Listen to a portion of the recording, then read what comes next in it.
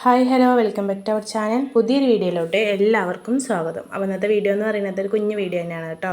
അപ്പോൾ കുറേ ഞാൻ വീഡിയോ ഒക്കെ ഇട്ടിട്ട് അപ്പോൾ എൻ്റെ വീഡിയോ കണ്ടിട്ട് ഇഷ്ടപ്പെടുന്നവരൊന്ന് ലൈക്കും കൂടെ ചെയ്യണേ. അതുപോലെ തന്നെ സബ്സ്ക്രൈബ് ചെയ്യാതെ കാണുന്നവരൊന്ന് സബ്സ്ക്രൈബും കൂടെ ചെയ്ത് സപ്പോർട്ട് ചെയ്യാം കേട്ടോ.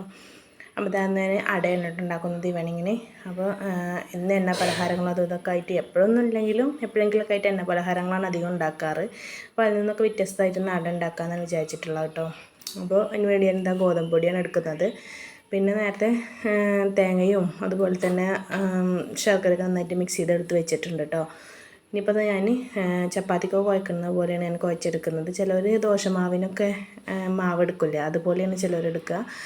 രണ്ടായിട്ടായിട്ട് ഉണ്ടാക്കാൻ തോന്നുന്നു, പക്ഷേ ഞാനിങ്ങനെയാണ് ഉണ്ടാക്കാറ്. ഒന്ന് ലൂസാക്കിയിട്ടൊന്നുണ്ട് കുഴച്ചെടുക്കുകയാണ് ചെയ്യാറ്.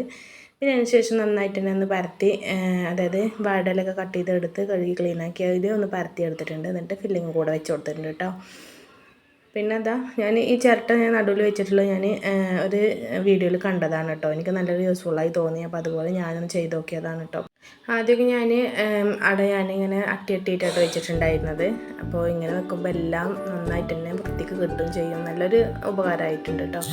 അപ്പോൾ നമ്മൾ ആ അടയൊക്കെ ഇവിടെ കിട്ടിയിട്ടുണ്ട്, എല്ലാം അടിപൊളിയായിട്ട് തന്നെ കിട്ടിയിട്ടുണ്ട്. ഒട്ടും എണ്ണ ഇല്ലാതെ ആവിയിൽ വേവിച്ചെടുത്തത് ആയതുകൊണ്ട് തന്നെ നമുക്കൊരു പേടിയില്ലാണ്ട് തന്നെ നമുക്ക് കഴിക്കാം അല്ലേ.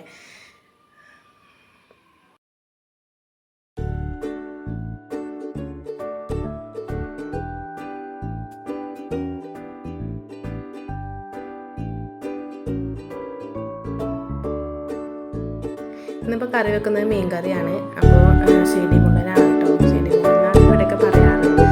അപ്പോൾ അതിന് തേങ്ങയും അതുപോലെ മല്ലിമുളകൊക്കെ വറുത്തരച്ചിട്ടാണ് കറി വെച്ചിട്ടുള്ളത് കേട്ടോ. അതിൻ്റെ വീഡിയോ ഞാൻ എൻ്റെ ചാനലിൽ ഇട്ടിട്ടുണ്ടായിരുന്നു. ഇനിയിപ്പോൾ താളിച്ച് വയ്ക്കുകയാണ് കേട്ടോ. കറിക്ക് വളരെ സിമ്പിളായിട്ട് തന്നെ ഉണ്ടാക്കിയെടുക്കാൻ പറ്റിയ നല്ലൊരു കറിയാണ് കേട്ടോ അത്. മല്ലിമുളകൊക്കെ വറുത്തരച്ചിട്ട് വളരെ സിമ്പിളായിട്ട് നമുക്ക് ഉണ്ടാക്കിയെടുക്കാൻ പറ്റിയ നല്ലൊരു മീൻ കറിയാണ്. ഇതിലോട്ട് നമുക്ക് സൈഡ് ഡിഷായിട്ട് ഞാൻ ഉണ്ടാക്കുന്നത് വെണ്ടക്ക ഉപ്പേരിയാണ് കേട്ടോ. വെണ്ടക്ക ഉപ്പേരി മക്കൾക്ക് എല്ലാം ഇഷ്ടമാണ്. എന്നാൽ പയർ അല്ലെങ്കിൽ കൈപ്പക്ക പിന്നെ വഴുതനങ്ങ അങ്ങനെയുള്ളതൊന്നും മക്കൾക്ക് തീരെ ഇഷ്ടമല്ല കേട്ടോ. പക്ഷേ വെണ്ടക്ക ഉപ്പേരി ഭയങ്കര ഇഷ്ടമാണ്. മസാലയൊന്നും ഇടാണ്ട് വെറുതെ കടുക് പൊട്ടിച്ചിട്ട് നമ്മൾ വറുത്തെടുക്കില്ലേ, അങ്ങനെയാണ് അവർക്ക് ഇഷ്ടമാണ്. അപ്പോൾ ഇനിയിപ്പോൾ ഉപ്പേരി ഉണ്ടാക്കട്ടെ.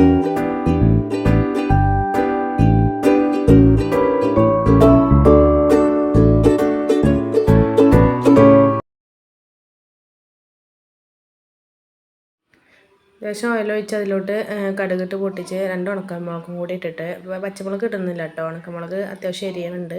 പിന്നെ നന്നായി ഉപ്പും കൂടെ ഇട്ട് നന്നായിട്ടൊന്ന് വറുത്തെടുക്കുകയാണ് ചെയ്തിട്ടുള്ളത് കേട്ടോ. അത്രയേ ഉള്ളൂ നമ്മുടെ ഉപ്പേരിയുടെ റെസിപ്പി. വളരെ സിമ്പിളാണ്, കഴിക്കാൻ നല്ല ടേസ്റ്റാണ് കേട്ടോ. മസാലപ്പൊടികൾ ഒട്ടും ഇതിൽ ആഡ് ചെയ്തിട്ടില്ല.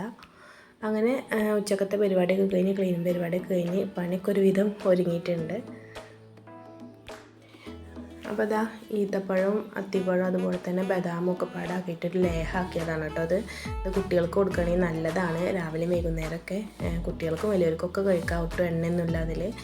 അപ്പോൾ ഒരു ലേഹാക്കിയിട്ട് കൊടുക്കുന്നതാണ് കേട്ടോ. അപ്പോൾ ഇതിൻ്റെ വീഡിയോ വേണ്ടവർ കമൻറ്റ് ചെയ്യുക. അപ്പോൾ ഞാൻ എൻ്റെ ചാനലിലിടാം കേട്ടോ.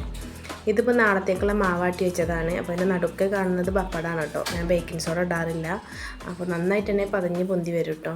അപ്പോൾ നല്ലൊരു ഇതാണ്. എൻ്റെ ഒരു കൂട്ടുകാരി പറഞ്ഞു തന്നതാണ്. അപ്പോൾ പപ്പടം ഇട്ട് കഴിഞ്ഞാൽ ബേക്കിംഗ് സോഡ ആവശ്യമില്ല പറഞ്ഞു.